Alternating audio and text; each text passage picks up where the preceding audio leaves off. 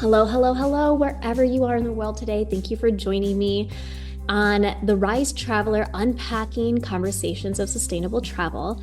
We're here to really move beyond that Instagram ready world of travel and think critically and deeply how travel can uplift global communities, protect natural ecosystems, and be a source of growth for travelers.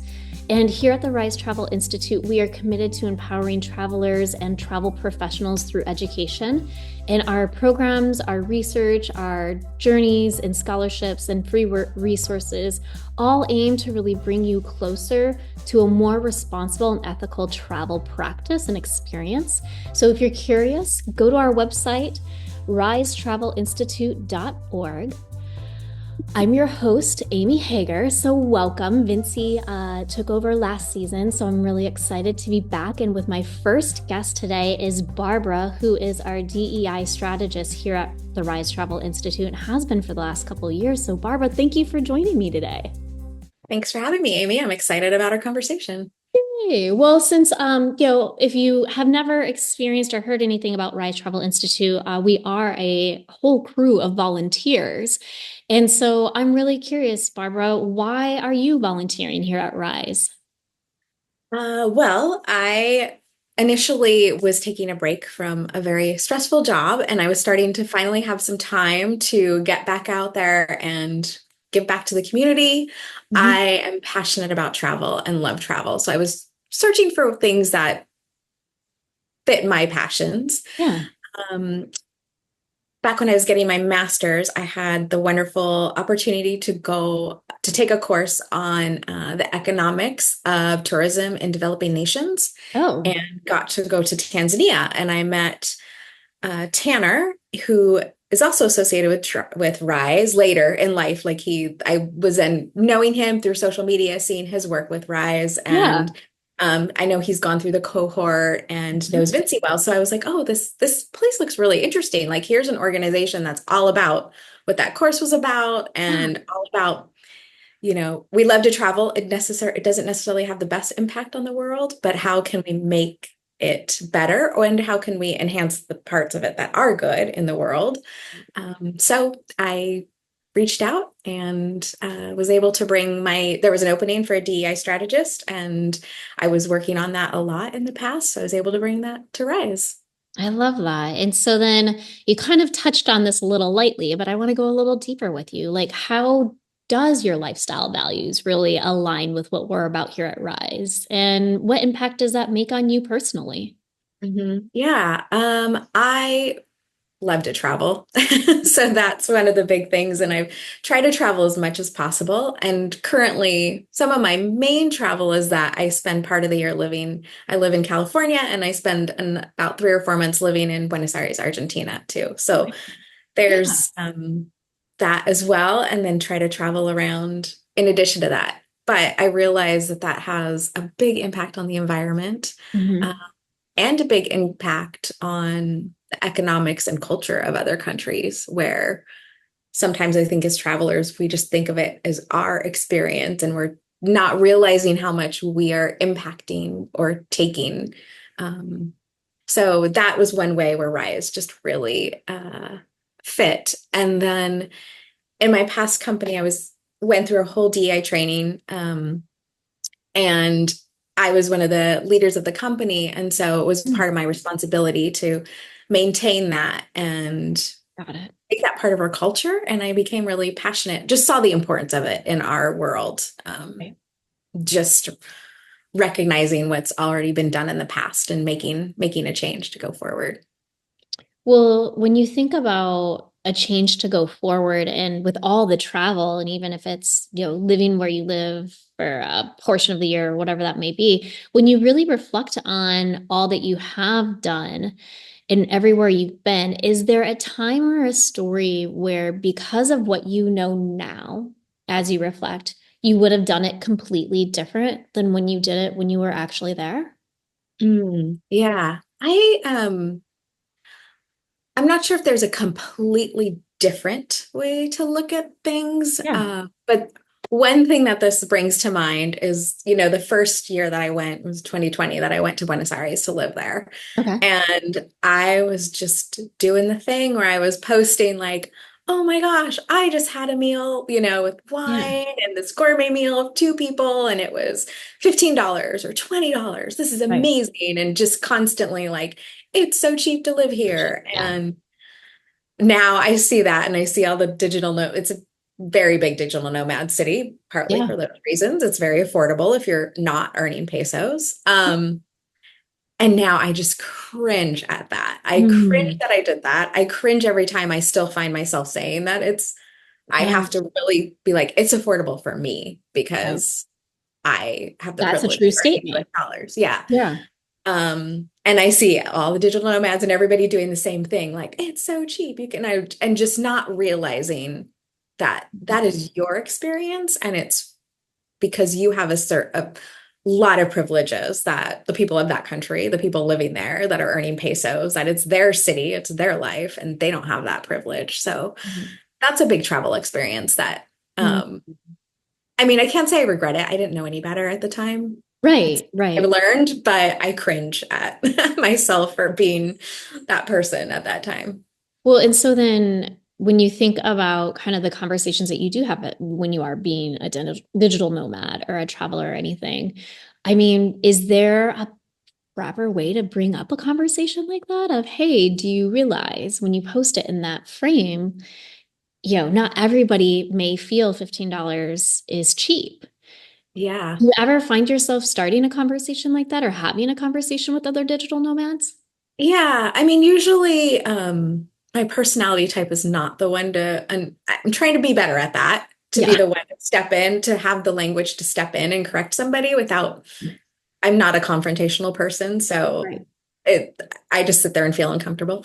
Um, but one way to say is to say like, oh, and just to be like, oh yeah, and because you earned US dollars, like just kind of drop that Yeah. hint fully and make them kind of think about it like, oh yeah, for you, it's just yeah, can you imagine if you were, or just even say something like, can you imagine if Yeah. for locals what that costs, when they're making X amount in pesos. Right. And the inflation there is, day to day, it's a thing. It's like buy it today because tomorrow it's going to cost, another 1,000 pesos. You Yeah. never. So it's just like, can you imagine living, where you don't, what you make and then tomorrow you can't afford the same thing instantly, not within months. Wow. Coming from like a US centered place, especially listening to people complain about inflation recently, it's like, Right. it's a gradual process. It's like, oh, it just creeps up on you, but living in it daily is, It's a different experience. yeah, yeah, Wow. I love that. And I think it is through our life experiences and through our stories that we're able to help each other see something through that different lens. And, I think you're thinking through it in a very kind way of like, can you imagine? Or it's because you're making US dollars. Like, I think sometimes we just go through life living and we don't really realize the impact of what our words sometimes can affect and be on others. So I love that that's some easy language to kind of use, but not be not start an argument or something about yeah, it, right? yeah. So when you think about your moments of travel, has there been a positive impact, on your life that really stands out to you? Like, "Ah, this is the moment, and this is when I fell in love with travel, and here's why." Yeah. I could go on for me, every time I travel, it just opens my mind. Yeah. I think that's the thing that I love about it, getting out of my daily routine, seeing how other cultures live is just mind blowing. And as I think about this question, I could give you 20 answers. So, I'll one brief, really quick one, and then I'll go into one that's been a little bit more long-term impactful. But like a brief one, my very first trip abroad was in my mid-20s. I was a little late to it. I didn't travel much when I was younger. Okay. Um, and I went on a solo trip throughout Europe, the typical Wow. backpacking trip by myself. And um, just I'm like, I just want to do this all the time. I fell in love with learning, meeting new people, the sense of resilience as a solo. I know it's Mhm. very popular now, like getting a lot of things being a solo female traveler, but you really just a real sense of empowerment. And it's like, yeah, I can do this on my Yeah. own. I've got all of this. So that was a big one. Yeah. Um, but in terms of what another way that really shaped my travel experiences is I Mhm. started doing home exchanges, house swapping, Oh, cool. and did a lot of travel that way. And I really kind of changed the slow travel and traveling more into a community Mhm. and getting to know the culture a little bit more. Okay. Uh, like one of my favorite home exchanges we did was in Barn in the Netherlands, and it's like a Okay. little community, maybe like 30 minutes by train into Amsterdam. So we Okay. got to do all the touristy stuff. That was Yeah. wonderful. But we also got to see it was on a houseboat. So we got to live on a houseboat Oh, for, wow. 2 weeks and swapped homes. The woman came and stayed in our house in California, Okay. and we got to live in their house in their little town, which was just like you go to the market, you ride the bikes through their town, and you just really Yeah. get a feel for what life is like Mhm. versus I'm staying in a hotel in the city Yeah. just doing the touristy stuff. So that changed how I like to travel. I really Yeah. like to stay somewhere a little bit longer, and I like to stay in a community and feel what it's like to be in the culture. Yeah. When you do home swaps or when you do slow travel, Mm. are there, I mean, what are the difficulties of that as Mhm. well? Yeah, maybe a little bit more, depending where you're, more language barrier, Mm. because if you Yeah. go to an area that's designed just for tourists, everything's prepared for you as a Right. tourist. That's right. Which is a lot of Rise's work right now, realizing how much tourism is colonizing a Yeah. modern way of colonization because you start to demand all your creature comforts. Right. And so you start to shape the area right there, the area that you're traveling to. So yeah, you don't have your creature comforts as much. Those things can be more challenging. I'm trying to think of what else. It's for some people, I think you have to be in the right mindset because for some people it's nerve-wracking to think that you're swapping your house. Yeah. That's true. But my partner, my husband said, he's like, we had an apartment in Paris once that we swapped, and he's like, if someone stole everything in our house, it would have been, that would have been how much money we probably would have spent on 2 weeks of Right. a rental Living. place in Yeah, Paris, exactly. renting out a big apartment in Paris. So it You just depends. Depends. I think you have to, if you're, I totally have to recognize trust it. that some people could not do that. They couldn't just open their house up to strangers. Right. So that's a big challenge too. And Hmm. and finding the right time. It's not like you have to find the right people, the right time Right. you want And to match up. travel. Yeah. So Well, and so then during that process, does that kind of give you a chance to better understand the community that you're going to go live in, better understand, I mean, what to expect even? So I yeah. feel like you're building that deeper relationship to one, help yourself feel more comfortable going there. But two, I'm sure just like learning from these people that you've swapped with has just been an amazing experience. Yeah. Yeah. It's been really fun. Even from our first exchange with New Zealand, and we met them at as they were coming into Los Angeles at the airport and basically Okay. handed them our keys and Yeah. handed us their keys, and we Wow. went and we also swapped cars. So getting into another car, someone else's car in another country where it's the other side, the drive on the other side of the road, Yeah. just huge, really. So on that sense, it depends on your outlook, can be really frustrating and really challenging, but it's also really fun. Yeah. I love that. Well, when we look through the lens of DEI and your specialty here at Rise and the work that you do in this world, I am kind of curious, how do you see the future of the travel industry of tomorrow, specifically through that lens of DEI? Yeah. One thing that I see that's happening now that didn't happen in the past, Mhm. which which is great. It's the economics behind it, is that a lot of places have realized by being more open and appealing to more diverse audiences and being more accessible, Yeah. you are opening your place to so many more people. There's so much more economic opportunity. It's like you're getting a whole new set of customers and clients and more people Right. traveling to your area. So that future is very exciting to me. The more places that realize that and the more travel gets open to everyone, I think, like I said, in my travel experiences, I'm always learning and always understanding other cultures. And so I think that's a way, just as a world, we can start to understand each other. It's it's hard to travel to a place and learn about other people, and then you just develop a relationship. So it's a Right. way to stop hate, really, because you can understand why someone is doing something one way, because you're like, wow, if again, the thing that I said earlier, if you're only earning this much in pesos, like how do you even relate to what Right. someone in US culture is going through? That's So I think that's really good. That's the positive. Unfortunately, I feel like there's a little bit of a shift happening right now not a little, there's a big shift happening right now in our world yeah. as well. And I have fears and concerns over kind of the backlash against DEI policies. Okay. And I, last week, I was actually in a training with Travel Unity and for DEI and travel. And this woman was talking about how if things change in the US with the current administration, certain areas might become unfriendly to Black people or any certain culture. And Yeah. if the ACLU then puts a travel advisory out for that area, people will stop going to Yeah. that area. And then the travel businesses, like the Black owned businesses Those there, will who start that were rely. catering to that travel will Yeah.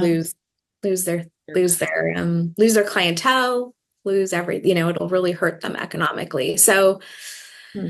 I fear I fear that. And again, anytime there's my brain's thinking a lot of other ways, anytime that there's, what's happening in the Middle East, there's wars, that is Right. stopping travel. The more those things happen and the more those continue, that really can hinder people's travel, and that doesn't leave it open to people, and it doesn't leave us open to understanding other cultures and understanding Right. each other better. Right. And I think that's the biggest part of this is to be able to understand each other better. Mhm. The best way to do that is through having those really great person to person, heart to heart, human to human interactions. Yeah. If we can't have those, I mean, I feel like it suppresses and it divides even more than maybe what's going on because there's not those opportunities available any longer. Mhm. Um, when we really think about, your work and everything that you've done in DEI and I just everything that you've done over your entire, I'm going to say life journey here, I'm curious as to what legacy you hope to leave behind. Hmm.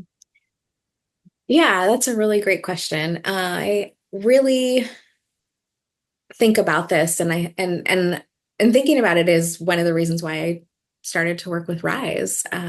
I want to I want to let everyone know that anything DEI is a learning process. I want to inspire people to grow and also understand that everybody's growing. My DI education came from Jackson, originally, Lindsay Jackson with LTH Global, and she used to always say, you meet people where they're at.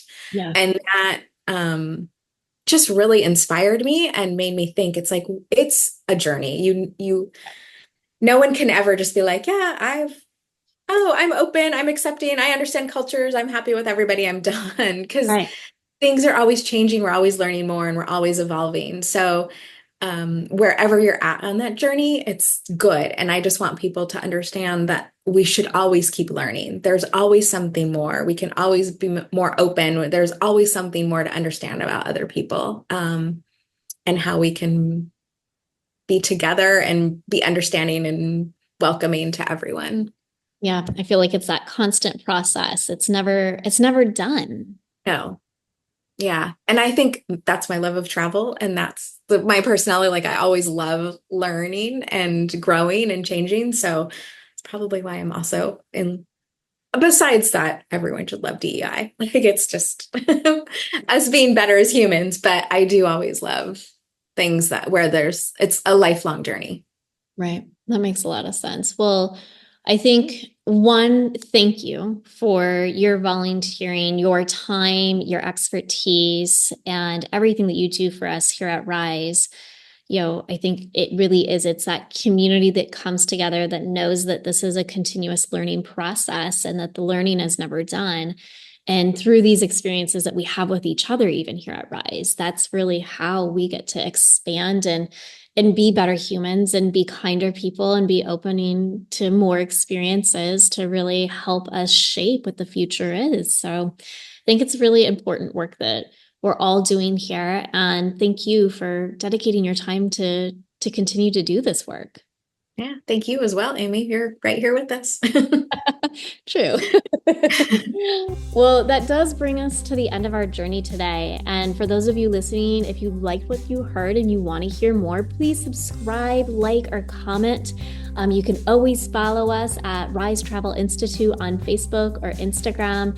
And just remember, here at the Rise Travel Institute, we do believe conscious travel can help create a more just an equitable world. And so if you're a college student planning to study abroad, a tourism professional who wants to create more equitable and inclusive industry, or really anyone who's just currently traveling and wants to understand how to travel in a more just and sustainable way, I do encourage you, head to risetravelinstitute.org to find out more information about our educational programs.